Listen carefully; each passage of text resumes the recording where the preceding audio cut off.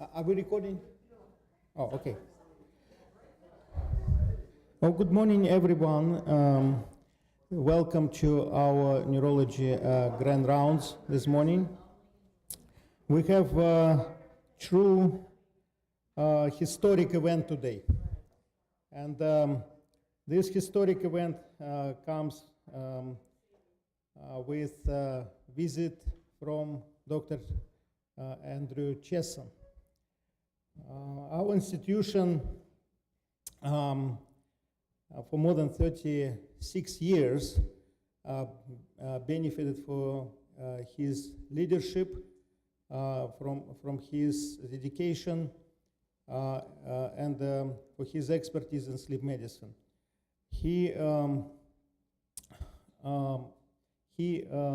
is a true leader in sleep medicine, and pretty much brought our institution on the map on local, regional, and national, and even international level. I would like to welcome true sleep medicine champion and citizen of humanity, Dr. Chesson. Please come. Please welcome.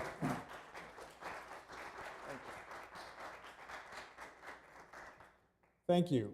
I'm happy to be here and amazed at actually all the things that are going on today. So my task, I forget which one of these things I'm supposed to do, okay, was to talk about the beginnings of the sleep lab and how it developed. And when I started thinking about that, it was sort of what and when and how. And the how kind of had two components. One was the historical perspective, and the other had to do with actions and themes that might have some usefulness with regard to programmatic development and personal interactions with regard to what was going on in the academic medical center. I actually had a lot more trouble putting this talk together than I had imagined. Maybe because it was more than 40 years ago when we got started, and the pictures back then were on the bulletin board, and there were Polaroids, and when we moved along, there were slides, not digital slides, but slides, and all those things have kind of disappeared over time. And the records that I left have kind of moved with labs back and forth, and they've all kind of gone away. But MedCom provided a little bit, and the library was extremely helpful with regard to what the equipment was back then, even if it wasn't particularly ours. So I put together what I put together, and I'll talk to you about it today.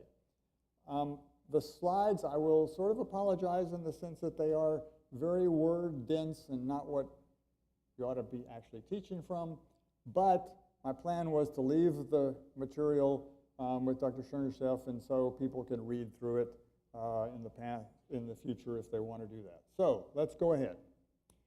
So the evaluation of sleep disorders here began around 1980. And the earliest days weren't really because I had any vision of sleep.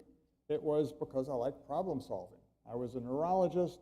In those days, most of neurology was really about solving problems. I liked general neurology.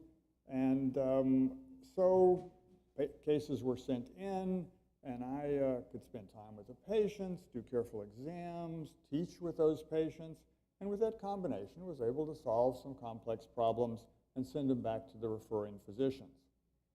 Kind of similar cases followed. There were some unknown seizures and loss of consciousness and narcolepsy that really wasn't narcolepsy or any of the other known sleepiness problems. Unusual patterns on EEG with periodic artifact, funny-looking seizures where the patients would kind of be unresponsive in a cyclic manner and maybe snore a little bit. So I put in a lot of time trying to understand their problems and reading and researching, which back then was the old-fashioned way. I would go to the library, and some nice librarian would help this poor young faculty member who was struggling, and that was way before Googling was a thing. And in pursuit of those issues led to me reading about a newly described small case series from Stanford of problems with breathing and sleeping.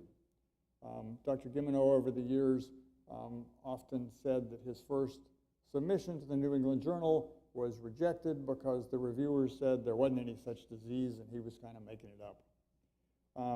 So exploring those patients led to me observing further. A lot of that time it was just getting the techs to do longer EEGs, and I was there trying to figure out what was going on.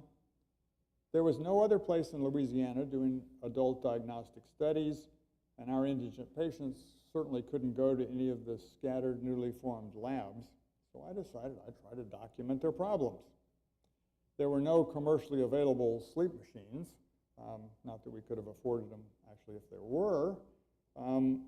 But after reviewing the literature, which was kind of easy since there was almost none, I started calling folks at other places to try to understand how they evaluated those patients.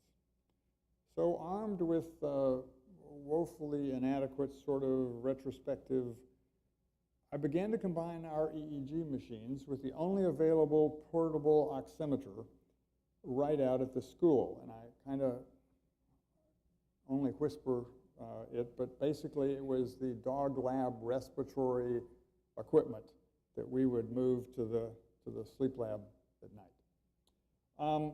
So the components that we gradually assembled to start with our sleep studies was a departmental phone with an actual long-distance line. Now, this was before all the iPhones, of course, but to make a long-distance call, you had to get approval, use a special line, and go through the operator so they would connect you so you weren't spending a lot of money with frivolous calls. I would find a dark hallway that had an empty room. Generally, it was toward the connection on the medical school side because there was less traffic over there. I would borrow one of our 6 or 8 channel EEG machines and maybe some used EEG paper that we would put together, and an EEG tech, which was usually Carolyn, who would agree to spend the night up here. So the process would be I would buy some pizza on the way in, so we would have some dinner, and the EEG tech would run the EEG machine, since that was certainly not my suit. We would borrow the oximeter and thermal paper from pulmonary with certain rules that I had to have it back functioning by 7 a.m. the next morning, and I could use no more than 10 feet of their thermal paper. There was no budget in the EEG lab for sharing cost of thermal paper. So the tech and I would sit in the hallway. The EEG wires would run through the door and into the patient's room, and we would watch what was going on. And after, in the first couple of hours, we'd determine what was their typical breathing pattern. She would mark the EEG paper. I would run into the room and turn on the oximeter paper to get the low point in the oxygen saturation, and then turn it off so I could save it to get a couple of other breath cycles during the night. When we got past our allotment of thermal paper, I would sneak into the room with a flashlight and wave the flashlight when it got to the low point. She would put a line on the paper. I would write down that number, and that was the way we time-locked our data points. And so over the next couple of days, I would correlate a massive pile of EEG paper, hundreds of 30-second pages, with the oximeter data points, and try to understand the physiology that was going on. When there were more studies and we got to be straining the EEG budget, we tried to use the backside of old EEG paper, but that was so crinkly we couldn't run it through machines, and that got to be a no-go plan. However, we did diagnose a couple of patients with severe sleep apnea and got EEG to do a trach on them, which was, of course, the only treatment at the time. CPAP wasn't commercially available until the late 80s. And we changed them from medically incapacitated to functional patients. At that time, the only ones we were seeing were really severe patients. So oxygen percent saturation into the 20 and 30% range was not uncommon. Now, oximeters weren't real reliable below 50% at that time, but what we were seeing in the lab was beyond what we were seeing in any live ICU patients. And such dramatic responses were unusual for neurology back then. Neurology was a diagnostic specialty, but we didn't have a lot of treatments. And so it was kind of fun. So I wondered, could I get involved in this fascinating area? And so sleep sort of became a clinical and research interest, and it was certainly much more interesting than my headache stuff. So I'm going to digress just a little bit at this point, because I'll pull back in some of this stuff later as we go along. But through this process, I began to look at some lessons that I'd learned about the development of programs in academics, our institution, and the utility of goals in developing a career. And I've tried over time to pass them on to interested students, residents, fellows, and later faculty. And so maybe even those not intrigued by old sleep center details can have a take-home message from the conference. And that's part of what's in the handout. So I'm going to go through just a few of these quickly. Try to find an area of professional emphasis about what you have passion. That will sustain you a lot through difficult times and challenges. I definitely learned, don't go it alone. Find some kind of a mentor or advisors that can help you with that process. I find a lot of faculty focus just on their areas. Don't be afraid to do something that's less interesting if you can find a way to parlay that in something that will move your main goals forward. If you really want to be an expert, immerse yourself in the matter from all angles. Don't forget to go beyond what's just the physician or leadership side of an issue. What I learned from the text and what I learned from sitting in patients' rooms in the middle of the night was invaluable as I later evolved into areas of sleep. Don't get so enamored by fancy institutions' reputations that you don't explore whether they really meet your goals. Unfortunately, I've seen a lot of faculty who get in love with the institution's name, but it doesn't match their goals and turns out to be a mess.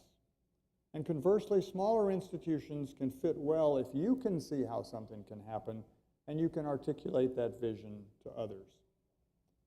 If you do a good job with your assigned task and you can help other people's goals and visions, sometimes you can become a valuable commodity and have potential bargaining chips for what you want to do. When you're working, if you have a focused shared goals, the more input that you accept and you give careful thought to, the better is often the outcome. And independent of the sleep field, and I'll talk more about some of these later, but upon which I was able to develop the lab over time was to create a pattern of what I call promise and deliver for any major request I would make from the institution. And I'll talk a little bit more about that. Okay, so let's go back to the sleep lab. So I pitched the possibilities for a sleep lab to anyone who would listen. I was part-time at both the VA and LSU. I overlapped with the Department of Medicine, who was actually a much more valuable supporter at that time than neurology, who did not see any reason for me to be spending time in the middle of the night looking at people who were breathing. And I made the most of it in the sense of connections. So neither the VA or LSU could afford any even basic equipment at that time for a polygraph. But I got an agreement that each one would buy, or either one would buy one channel for the polygraph every few months. And thanks to a hospital administrator who had some faith in the project, the dean who had considered the idea, and a good reputation at the VA for helping with their neurology program, that was how we got started. Now this is actually much more fancy than what we were getting, but what I was getting was actually one channel of this framework to plug in every few months. There was no video, no audio, no control room. The techs and I figured out most of the technical issues, and in the meantime, I got an agreement to set up a shared lab between the two institutions so that patients could go back and forth without fee for service, which was kind of unique. The first lab was actually physically located at the VA. because they had space at the time and the school did not, with shared equipment. This book came out about that time by Christian Gimeno, and it had sort of a cookbook in it, and the techs and I built most of the sensors we used in the lab from Radio Shack parts.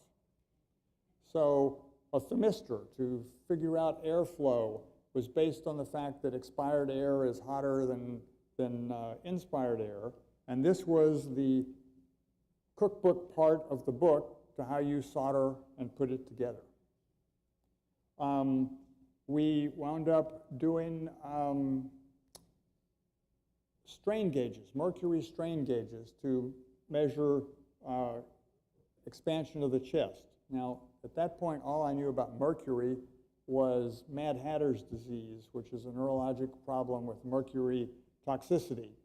And so I was pretty careful when I was stuffing mercury into these tubes and chasing little balls of mercury across the floor.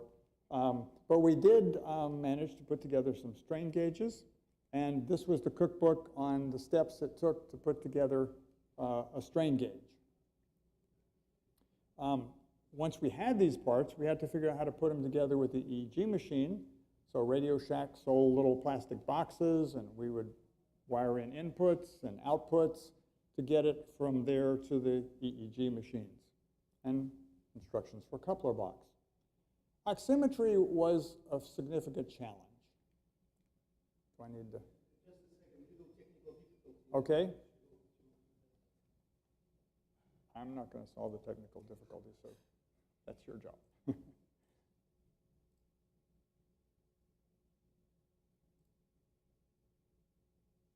done with this one? No, that's not mine, but okay. Gosh, all sorts of people back there. Hey, Rami. Hi,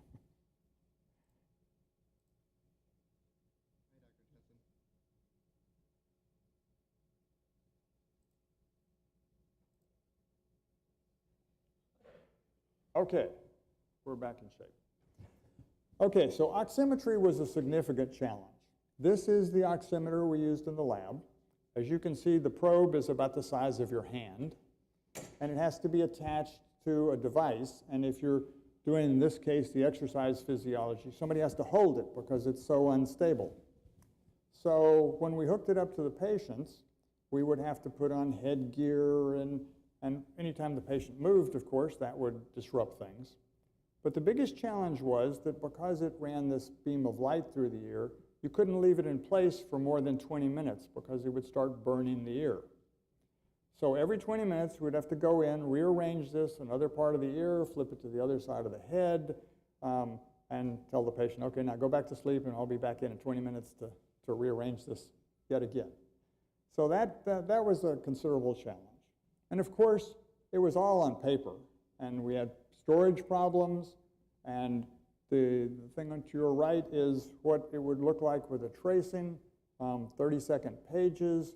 You would go through and score all the events that you saw on that page, you'd write them down, and then at the end, you'd take all those pieces of paper and compile it into something that you're going to use forward for a report. Actually, Dr. Chernyshев has managed to at least square away a few of these. So this is from the lab. This is considerably later. The number on the tracing tells me it was after 1,000, so that this was sometime into the 90s, I guess. But you can see a typical page and what it's like.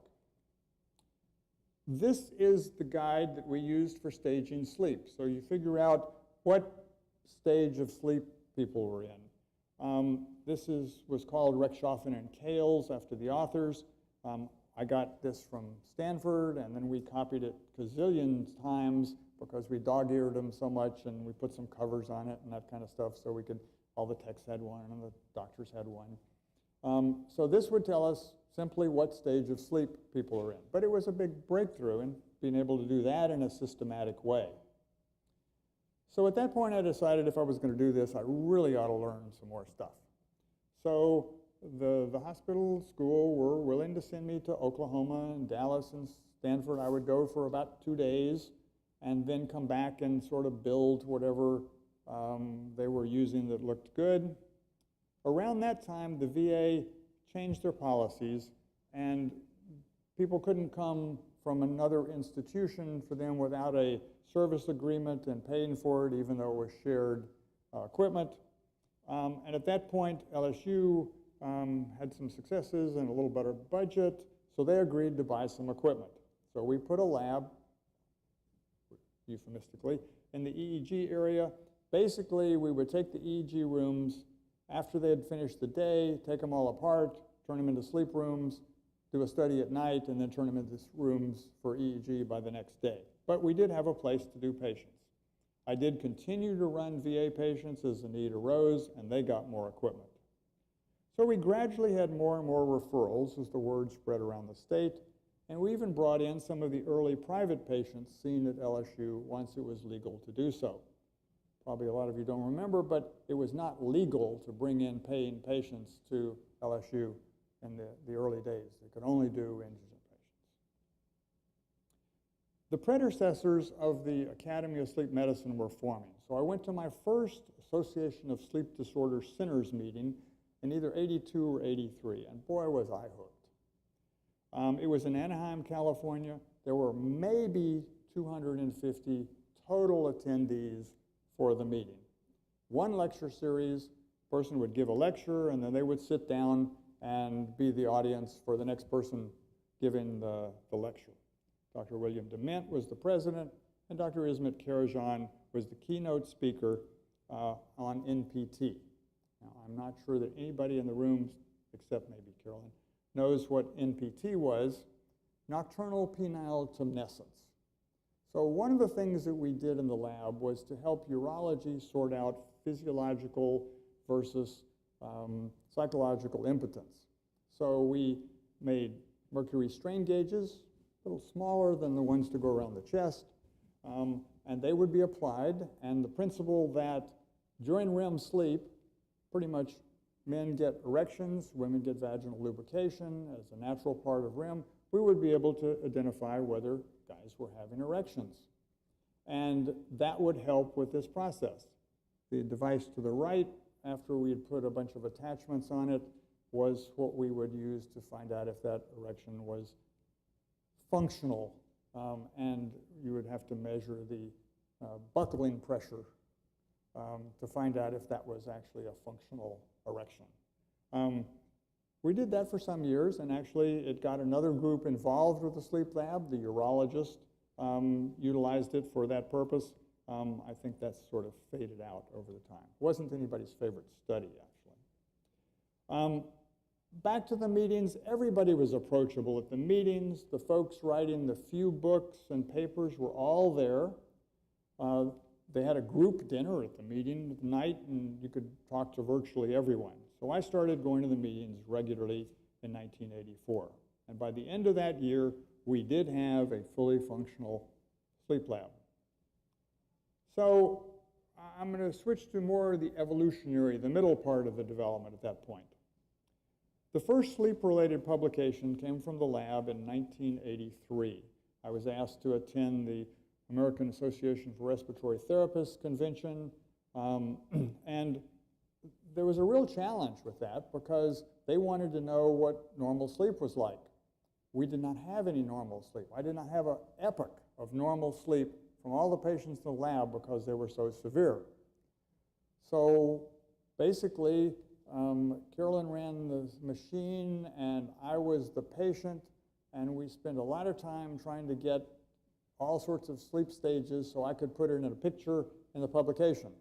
We did manage to accomplish that, but there was no control room at that time, so the EEG machine was in the same room as me, and every time I would swallow or cough, the pins would go and I would be frustrated because I wasn't going to sleep, but we did get that done. Between 86 and 87, we were beginning to be more productive in research, and there were some grants on evaluation of oxygenation and sleep apnea, which led to long-term work on saturation impairment index with Dr. Mac Anderson, and neurosecretory disorders of growth hormone. Growth hormone is secreted in slow-wave sleep, Dr. McVie in pediatrics, and that also was a bit of a challenge because to make that work, we had to put IVs in the patient and be able to draw blood from another room because you couldn't go in and wake up the patient and get enough slow wave sleep to measure growth hormone.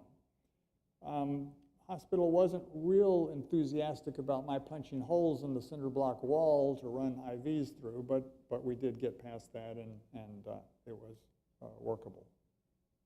So in 1985, we were accredited as a sleep lab.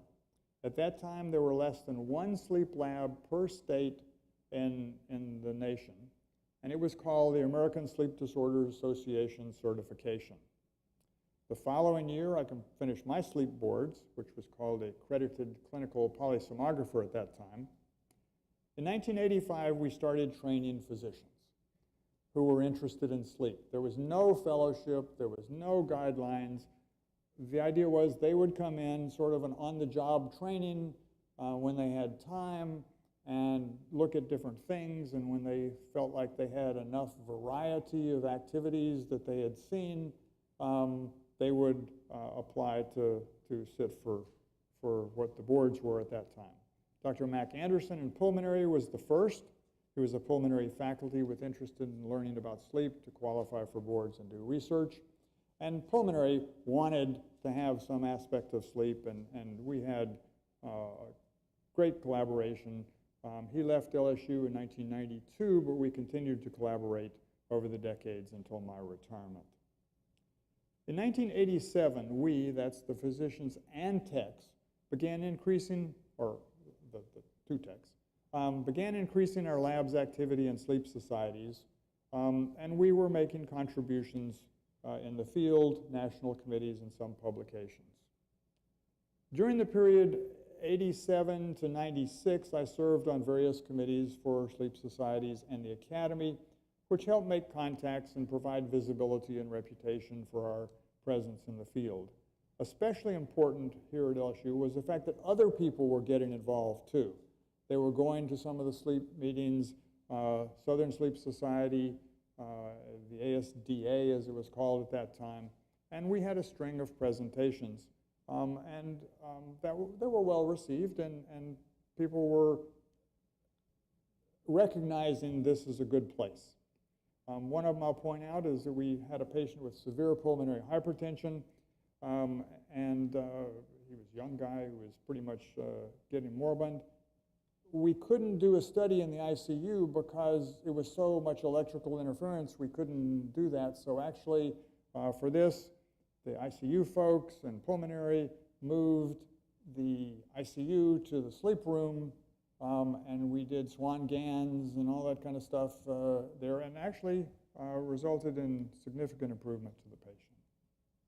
1993, there was NIH set up a section to study sleep, and the local newspapers wanted something related to that, so they came to the lab, and this is Carolyn, and she's at the EEG machine we had at that time, and you can see we actually got some control room space. We've got video now, and we've got the machines, and we're uptown. In 1995, I made a video for patient education. Like I said, we didn't have many pictures that I could find, so these are kind of crummy pictures because I stilled it and then took a picture of it. But the control room is up on the top left. Carolyn's applying leads to the patient. One of the techs named Eric is at the control, and then Keith is scoring the tracing. So beneficial to our sleep program was visible service on the Academy Standards of Practice Committee, which I was asked to chair in 1995. This became very important because the Academy wanted to get involved with the Standards of Practice process that was evidence-based. And I also overlapped with the Academy of Neurology on their quality assurance section on sleep, which was developing. The goal during this period of time was not only to produce evidence-based papers, but to set up the criteria to do that on evidence-based methods. And that was very helpful to sleep because it gave us a link to internal medicine and neurology societies, and probably most importantly, ACGME, and became the subsequent key that helped us develop ACGME Sleep Fellowships, which was the first single-year independent fellowship that multiple groups could offer. Numerous papers came out of the standards of practice process. Most defining was probably the pair on indications for polysomnography. This was the paper that helped with insurers and accrediting bodies of when you pick sleep studies to do and when they should be paid for. These two papers were a team of 13 authors. They nearly killed me to get this done. Taking all these experts and trying to get them to agree that what was the appropriate rules became a real chore. This was, of course, back before Zoom and all that kind of stuff. We actually did spend 8-hour phone calls. We would schedule bathroom breaks and lunches and that kind of stuff. And I threatened that we were going to do that on a regular basis unless they would all come to an agreement, and that seemed to work. And so we got out these key papers. There were also critical benefits that LSU was providing that facilitated our sleep program. I'd become Associate Dean for Academic Affairs in 1994, but I didn't want to give up sleep. And that passion led to some agreements that I would get some help. Despite my passion for sleep and teaching, I'd run out of really time and energy to do neurology, sleep, and education, and also have a home life. My family was very supportive, but it was just getting more than I could do. I was also being recruited by some other institutions, but the department and LSU stepped up. I backed out of general neurology care because we had good neurologists. We didn't have any other people doing much sleep. I agreed to stay at the school, focus on education and sleep, and got some equipment and space and staff to help more develop the full program. Very important at that period of time was the school and the hospital agreed there'd only be one sleep lab. Other departments were beginning to say, and actually sleep made money, at least back at that time. Other departments were thinking about setting up their own labs, and many other institutions, they had a neurology lab and a pulmonary lab and a psychiatry lab, and it was really just fragmenting the whole concept of the field, which was to have an integrated program that looked at all aspects of sleep. And so it was extremely important to me, if I was going to go to a place, it was going to have to be one with one sleep lab, and the agreement here to do that helped. I laid out my goals to neurology and LSU for the expected outcomes to benefit not only me, but the hospital and the school if we could move forward with expanding sleep medicine. This became a process that I learned as very helpful. I would put forth a plan. I would put forth what I expected to come out of it, and that allowed me to follow my progress and the institution to follow the progress and successes to be measured. And if you can accomplish that, it sets up something that makes it a bit easier to ask for the next thing if you've completed the last ones. The sleep program moved forward in publications and clinical expertise, with other neurologists and pulmonologists being trained, certified, and becoming clinically and academically productive. They were also getting involved with the sleep groups, which was helpful. By 1999, we were expanding in so many different ways.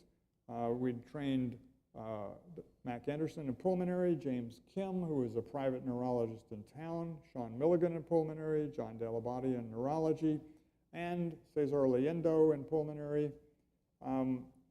They all completed the on-the-job training kind of fellowship, and then helped with what we were offering in sleep education and expertise, which gave us the multidisciplinary expansion that we needed. They were all involved except Dr. Kim, who was in private practice. Dr. Leyendo has been an amazing, stable part of the Sleep Center since that time and up to the present. By this time, we had about 40 papers that had been published from our Sleep Center faculty. In 1999, the ASDA became the American Academy of Sleep Medicine, sort of changed names. Around that time, there were about 3,500 members compared to about the 200 to 250 when I got started. And by 2015, there were almost 10,000 members. Between 1999 and 2005, I was asked to serve on the ASAM Board of Directors. In 2002 to 3, I was elected as president. This visibility, plus our programmatic focus on quality patient care, both indigent and private patients alike by that time, allowed us to recruit our expanding specialties of fellows and faculty who were what made the program become successful, multidisciplinary, and grow. In 2001, I was honored for inclusion in Best Doctors in America, which was indeed an honor, but it to me reflected the productivity and patient orientation that our patients felt across the whole clinic and sleep lab experiences. And we maintain that recognition every year thereafter.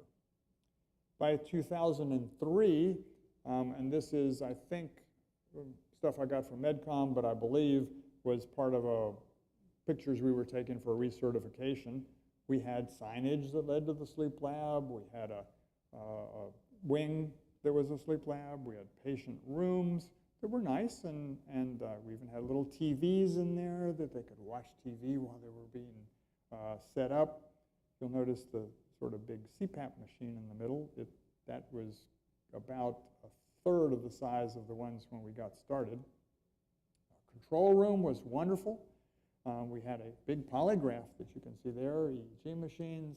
By this point, we were beginning to have digital storage. Now, we were still doing paper, and it was still scored on paper, but at least we didn't have to have rooms and rooms of all these boxes of paper, video, audio.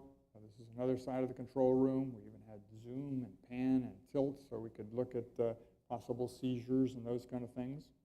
We were still running, oximetry was in part of the tracing, but we also still did run some separate oximetry strips to help us quickly identify patients with problems and also related to the SIT index that we were working on.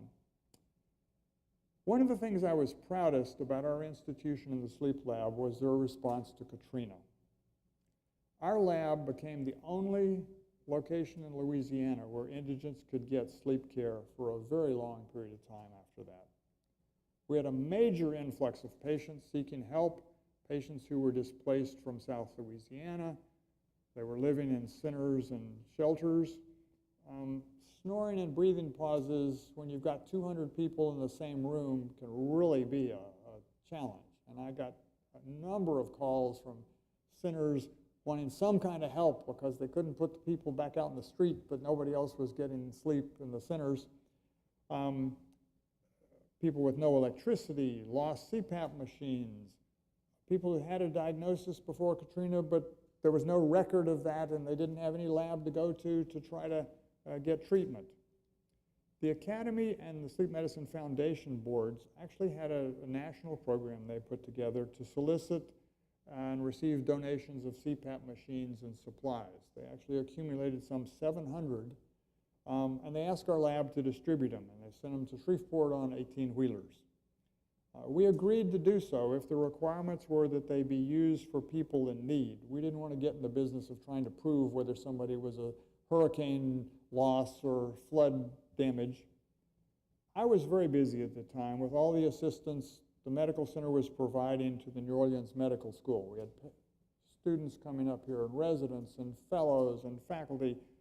The hospital personnel, and especially our sleep office staff and techs, did a wonderful job, which was extremely resource intensive, of getting these supplies to so many needy patients. And it was just a great experience for a profound disaster.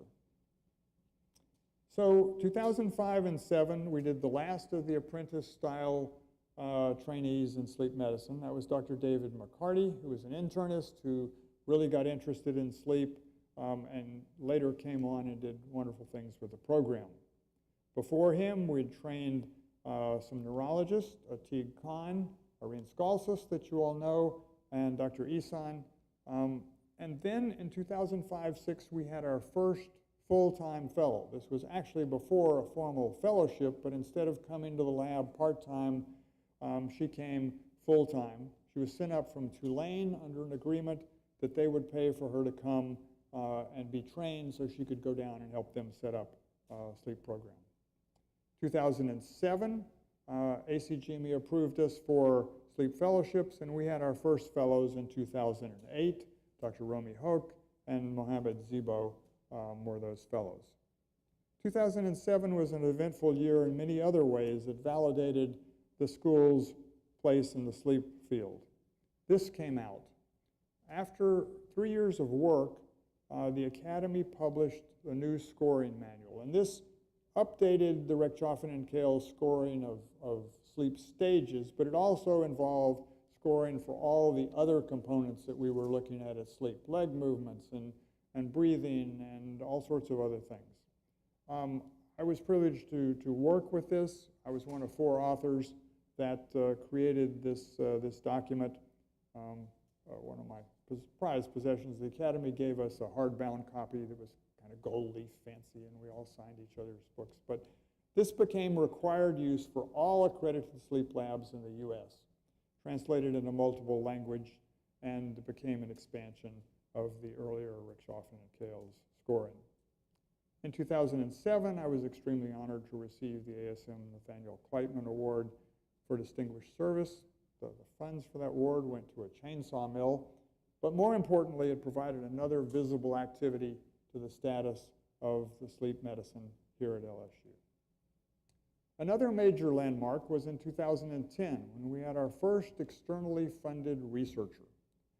Dr. Chernyshев had completed his fellowship, and then based on a competitive award from the Academy of Sleep Medicine and the Sleep Medicine Foundation, won the Physician Scientist Training Award in the Best Science category.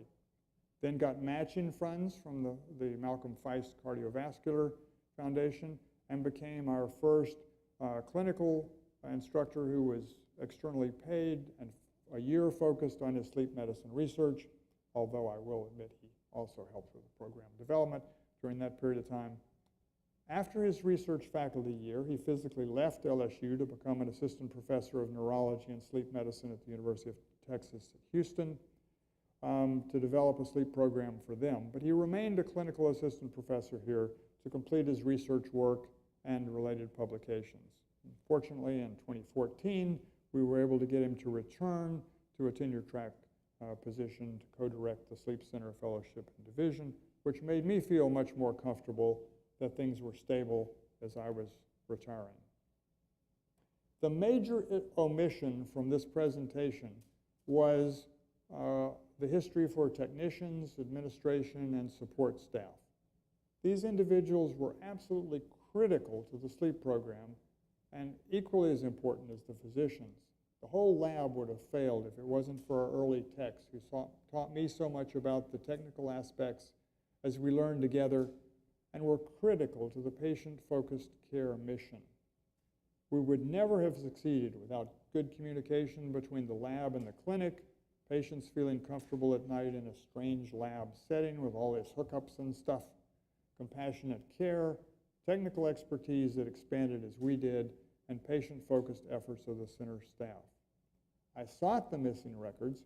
There was a process when personal records were moved from the lab to University Health.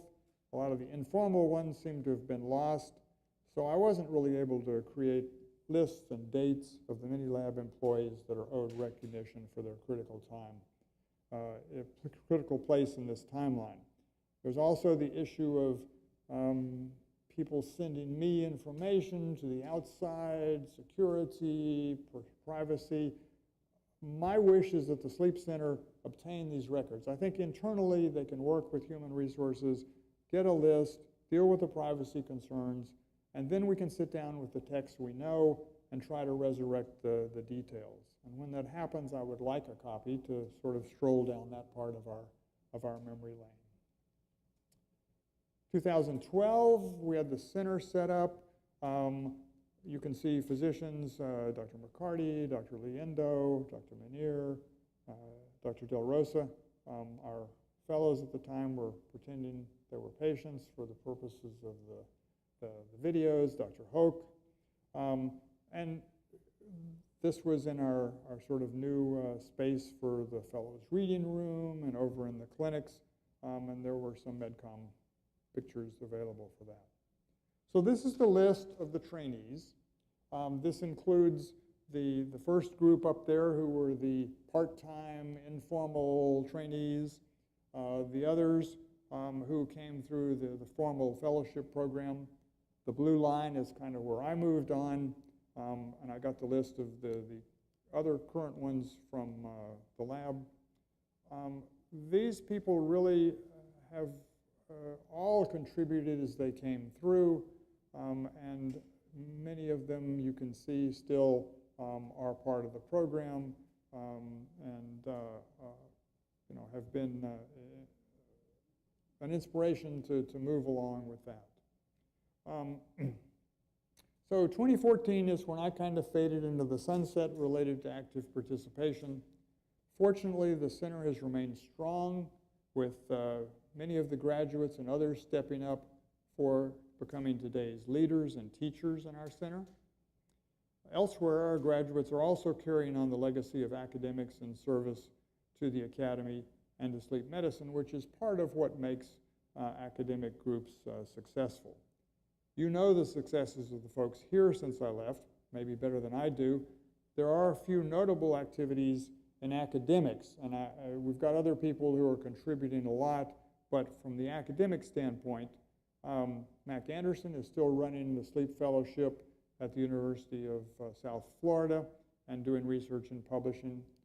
Romy Hogue, who is at Emory now, was just named the APSS Program Committee Chair for Sleep 2023, and then will step up to be chair to run that program in 2024, and he's an associate editor for the Journal of Sleep Medicine.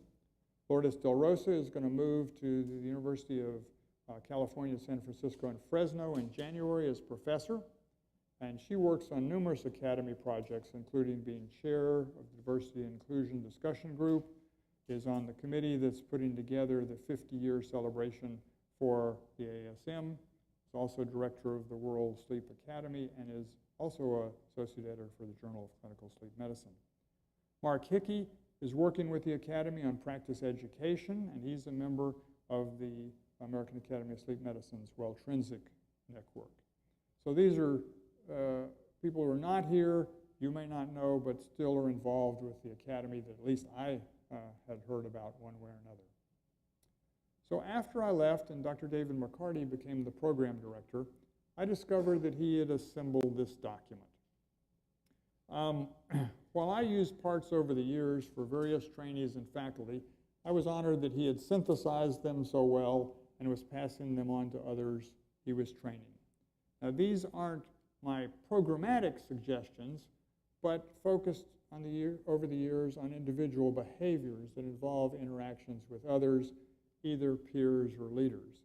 I put this and the programmatic ones together in a handout so that even the people who are not interested in all that I've been talking about the history of sleep medicine can have something perhaps they can use in an academic setting to think about things that seem to help or hinder some of our progress in that area. So that part of it I'm not going to spend a lot of time on, but wanted to make it available if anybody's interested. So that is what I have to say. I am happy to take any questions, and I hope that I've enjoyed putting it all together, and I've really been honored by the opportunity to come and visit with you all. So thank you much.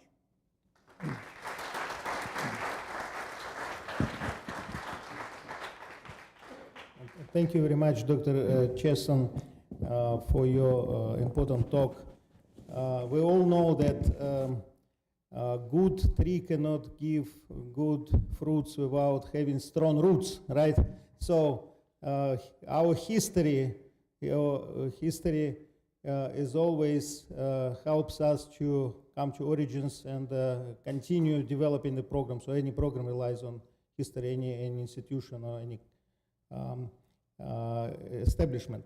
So I would like to make a couple of announcements. Let me see if I can navigate out of this screen. Stop sharing. Oh, okay. Okay, and I'll just bring the minimize and okay. Let's see if I can do this. So we need to learn Zoom and operations now. It's all digital. And I'll bring this slide just briefly. So just want to share with you how today's days would go.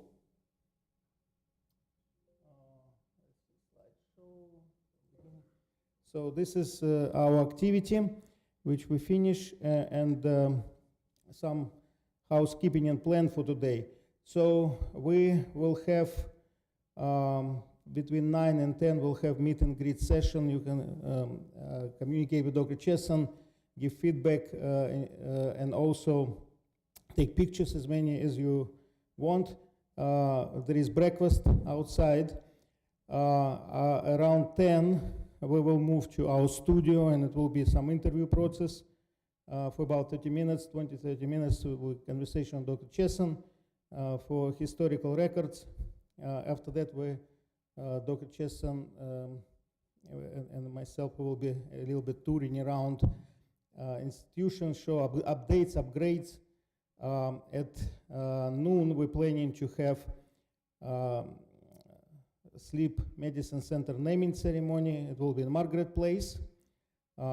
As well, it will be some recordings for media. And at around 1, we will have lunch in the atrium there and in Margaret Place. Please, everybody, feel free to join. And we'll also tour that facility, take a look expansion, and look at the sleep lab, sleep center. And at 5:30, we'll have inaugural dinner for Dr. Chesson. Those who confirmed and want to come, it's not too late to come, okay, because we have nice arrangement at Flames restaurant. You know, need to maintain flames for the program. You know, that's the other thing is also symbolic here. So I think we're in a good standing to complete the first part. And also I want to update you on 2 things which are pending right now. So sleep medicine and neurology faculty supported petition to LSU Board of Supervisors and LSU President. Let me just.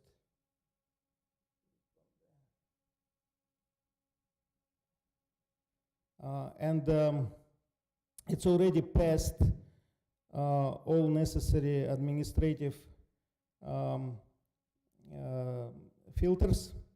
We got faculty senate approval. We got also general faculty meeting approval, and now it's in the hands of the our interim chancellor and dean, Dr. Lewis, to submit it for the upcoming October meeting for approval in the board of the directors, LSU board, and president of LSU, new president of LSU, Dr. Tate.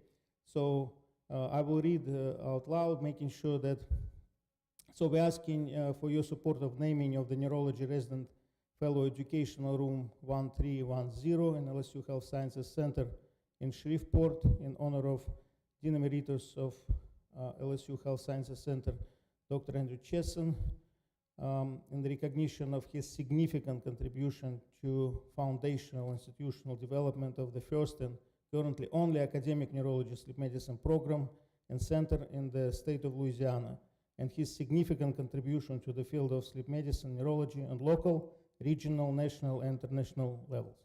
That's how that petition goes, so please support it. And also from now on, we're planning to establish annual educational activity, Dr. Chesson's Sleep Medicine Day. Dr. Sheila is here, and myself are working on putting together that activity. We're planning to have it once a year as virtual activity, and we'll see how it goes. we will identify the day and we'll be working on supporting funding, etc. Okay, that's pretty much the day, and now enjoy that day together with Dr. Chesson. So Dr. Chesson, welcome again.